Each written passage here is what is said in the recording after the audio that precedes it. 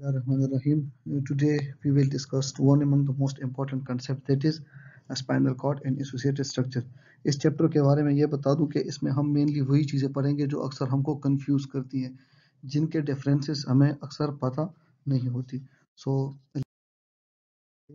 Spinal cord में हमारे साथ एक वाइट मैटर होता है और एक ग्रे मैटर होता है. ठीक है. So first we talk about grey matter. अच्छा, ये याद रखें कि स्पाइनल कॉर्ड और ऊपर ब्रेन में ये डिफरेंस है कि ब्रेन में ग्रे मैटर बाहर होता है और वाइट मैटर इनसाइड होता है.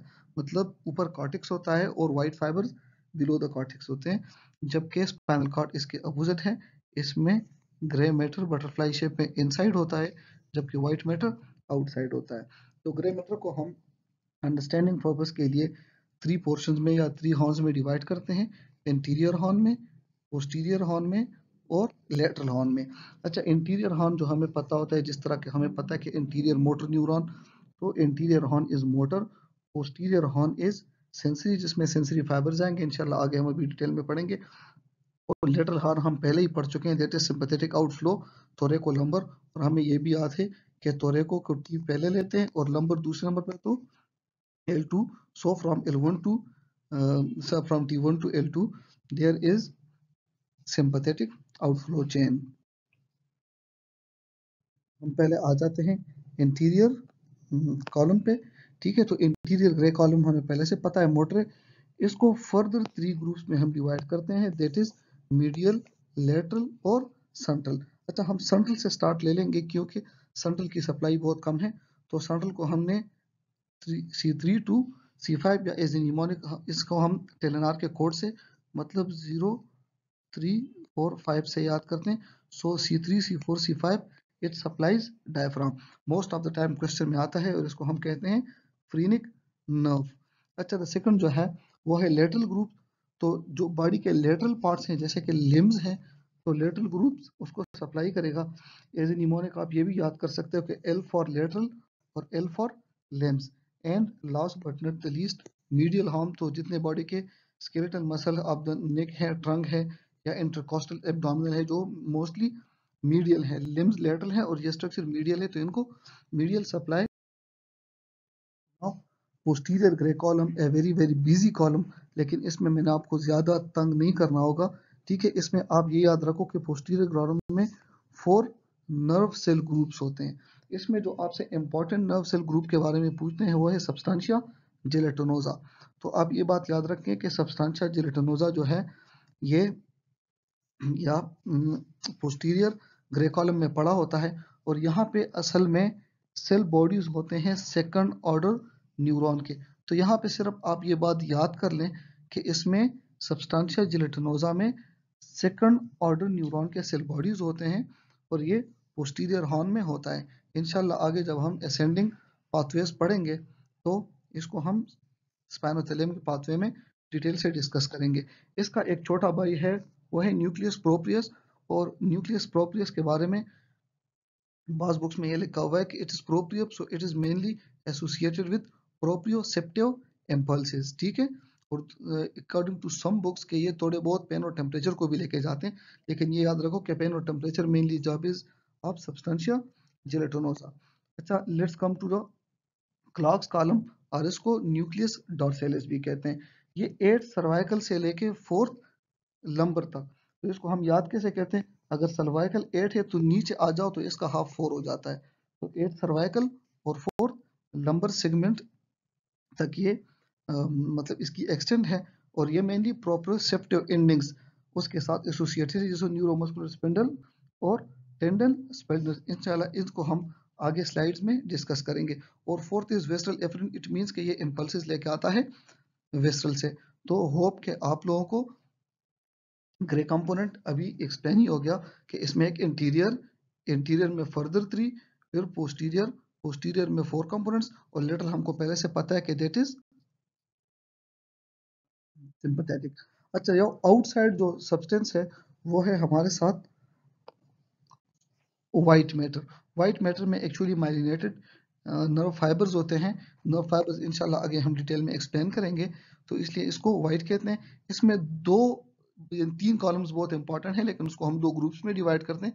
एक है डोर्सल कॉलम और एक कहता है एंटीरियर लेटरल सिस्टम, या इसको हम इंटीरियर एंड लेटरल कॉलम भी कहते हैं। तो डॉर्सल कॉलम जो कि इसमें असेंडिंग ट्रैक्स होते हैं, और उसको हम dorsal column medial lemniscal system pathway कहते हैं, जो इंशाल्लाह नेक्स्ट लेक्चर में डिस्कस करेंगे। और दूसरा है इंटीरियर लेटरल कॉलम, जिसमें असेंडिंग पाथवेज होते हैं और डिसेंडिंग ट्रैक्स भी होते हैं। तो इंशाल्लाह ये असेंडिंग और डिसेंडिंग ट्रैक्स पे detail come to the another terminology that what is the trunk. लेकिन ट्रंक से पहले हमें कॉन्सेप्ट ऑफ रूट्स डिस्कस करना पड़ेगा। तो स्पाइनल कॉर्ड के दो रूट्स होते हैं, let's draw in the red colour. एक होता है एंटीरियर रूट और एक होता है posterior root. So let me draw a poor spinal cord, ठीक है। तो ये हो गया इसका पोस्टीरियर रूट और ये हो गया इसका इंटीरियर रूट, ठीक है। इसको ए लिख देंगे और इसको पी लिख देंगे। ये याद रखें कि पोस्टीरियर रूट जो है ये पेवर सेंसरी है, kind of similar to posterior horn, और इंटीरियर रूट जो है यह है पेवर मोटर।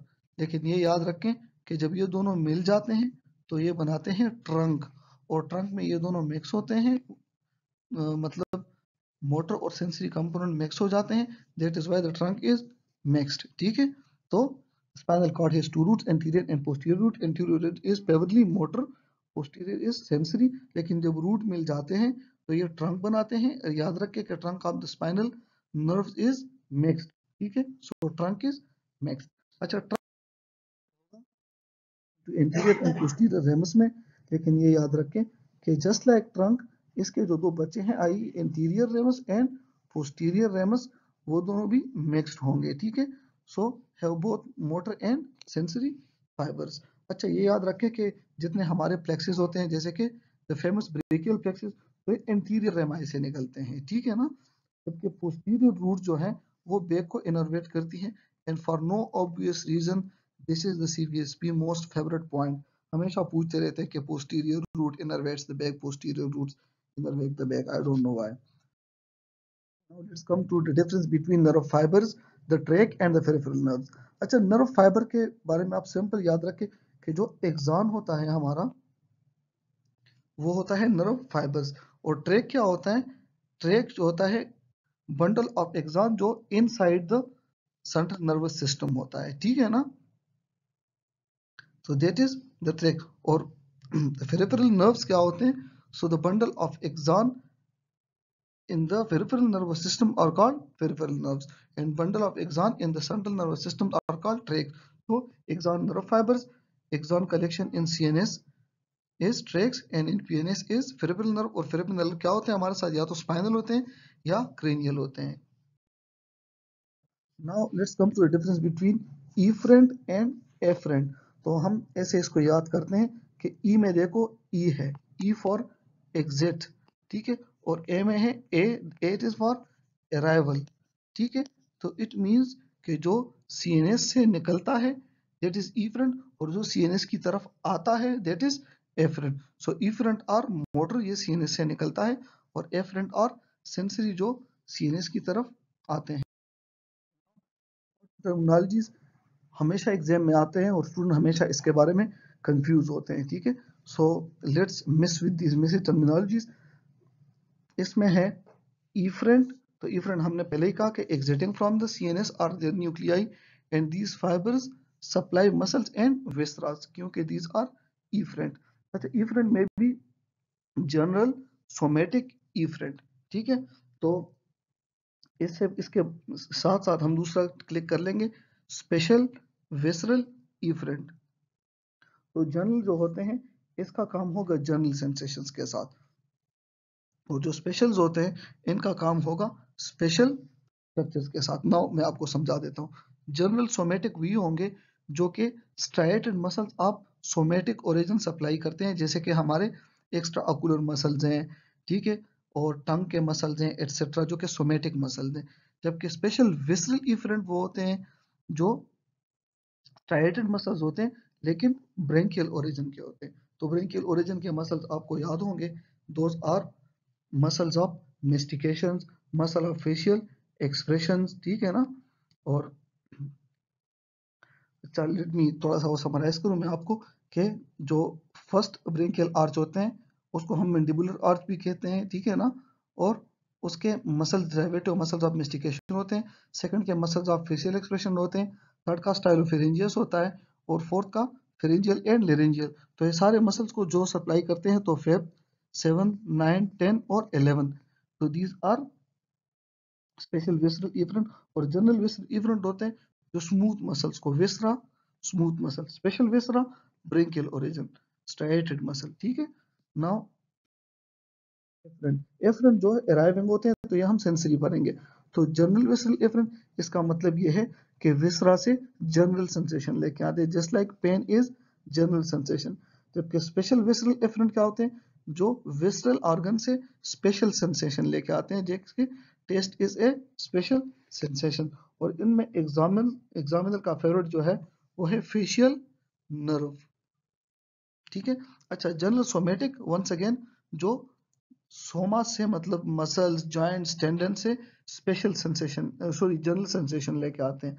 और स्पेशल सोमेटिक जो कि स्पेशल सेंसेशन लेके आते हैं, for example hearing is a special sensation. तो इसका एग्जांपल है क्रेनियल नर्व 8। तो यहाँ पे सीबीएसपी वालों का फेवरेट है facial nerve special visceral afferent. Let's come to the concept of muscle spindles and Golgi tendon organs. अच्छा, एग्जाम के लिए याद रखें कि जो स्पेंडल्स होते हैं इसका काम स्ट्रेच के साथ होता है। तो जब स्ट्रेच मसल पे ज्यादा आ जाता है तो उस वक्त जो ऑर्गन फायर करेगा वो होगा मसल स्पेंडल। जबकि जब टेंशन मसल पे आ जाता है तो टेंडन फायर करेगा। तो इसको हमने कैसे याद करेंगे, S for stretch and S for spindles. Tendon और टेंशन सेम ही तरह में प्रोनाउंस्ड होते हैं। तो नटशेल में क्या है हमारे साथ, muscle spindle stretch receptors, Golgi tendon organs tension receptors. देखिए न्यूक्लियर चेन फाइबर्स क्या होते हैं और न्यूक्लियर बेक फाइबर्स क्या होते हैं। तो इसमें याद रखिए कि एक है डायनामिक रिस्पांस के लिए और एक है स्टैटिक रिस्पांस के लिए। इंशाल्लाह ये हम बाद में डिटेल में पढ़ेंगे, लेकिन सिंपली आप याद रखिए कि अगर आपने किसी को स्टैटिक करना होता तो आप उसको चेन में बांध लेते हैं, ठीक है, जंजीरों से बांध देते हैं। तो nuclear chain fibres are for the static response और इसका अपोजिट न्यूक्लियर बेक फाइबर्स हो जाएंगे, so those are for the dynamic response।